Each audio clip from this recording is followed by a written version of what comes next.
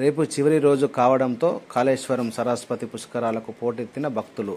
సిరోంచ, చెన్నూరుతో పాటు ఇతర ప్రధాన రహదారుల్లో 5 కిలోమీటర్లకు పైగా భారీగా ట్రాఫిక్ జామ్ ఏర్పడింది.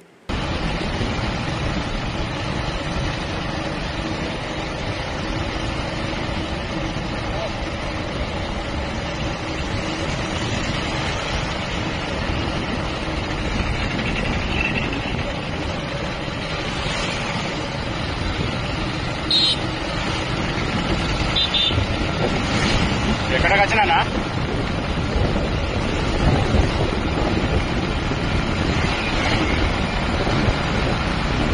ఓకే ఓకేనా. ట్రాఫిక్ జామ్ అయింది ఇప్పుడే.